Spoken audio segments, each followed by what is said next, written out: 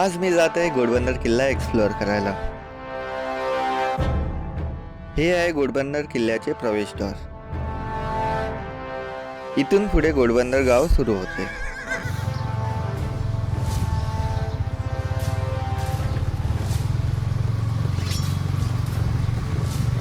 हळूहळू बाईकवरून पुढे जाता जाता अखेरीस मी किल्ल्याच्या पायथ्याशी पोचलो। या किल्ल्याचे दुरुस्तीचे काम चालू आहे बघून मला खूप चांगले वाटले, कारण का छत्रपती शिवाजी महाराजांच्या काळापासूनचे असलेले किल्ले लोक अजूनही जपतायत।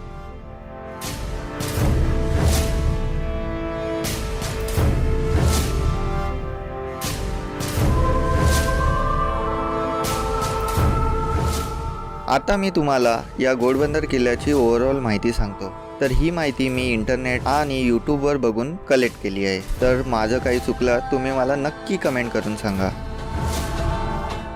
पोर्तुगीज इथे येऊन घोड्यांचा व्यापार करायचे आणि इथे खूप मोठे बंदर होते, त्यामुळे याचं नाव पडलं घोडबंदर। हा अस्तित्वात असलेला किल्ला पोर्तुगीजांनी 1730 मध्ये बांधून झाला। या संपूर्ण किल्ल्याची माहिती इथे लिहिली आहे, तर ही व्हिडिओ तुम्ही पॉज करून वाचू शकता। हा किल्ला आणि घोडबंदर गाव आता मीरा भाईंदर महानगरपालिकेच्या हद्दीत आहे, जे पहिले ठाण्याच्या हद्दीत होतं। भगवा म्हणजे नुसता झेंडा नाही, भगवा म्हणजे सह्याद्री, भगवा म्हणजे स्वराज्य आणि भगवा म्हणजे साक्षात छत्रपती शिवाजी महाराज।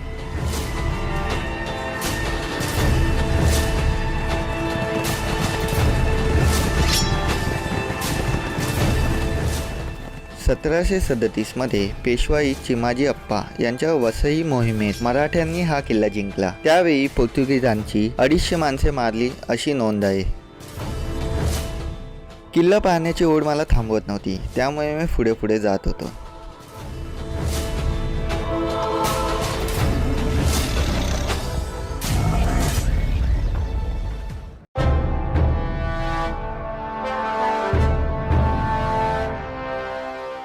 फायनली मी बुरुजावर पोचलो। इथे येण्यासाठी 2 रस्ते आहेत, तर आलोच आहे तर दुसऱ्या रस्त्याने पण जाऊन बघूया।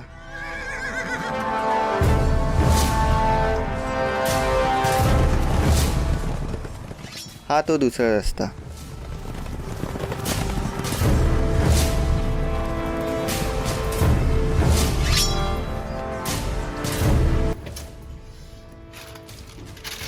मित्रांनो, हे काय आपल्या गड किल्ल्याने जरा जपा। हे काय कचरा टाकता तुम्ही किल्ल्यांवर?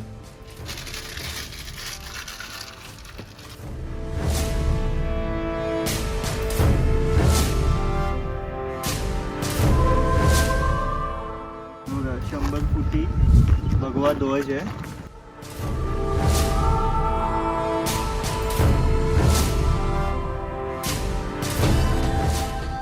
या किल्ल्याच्या एका बाजूला घोडबंदर गाव, त्याच्याच पुढे पोर्तुगीजांनी बांधलेला चर्च, त्याच्याच पुढे वसई विरारला जाणारा ब्रिज। हा तो ब्रिज आहे। या किल्ल्याच्या दुसऱ्या बाजूला खूप मोठी भाईंदरची खाडी आहे आणि या किल्ल्याच्या तिसऱ्या बाजूला मीरा रोड सिटी आहे।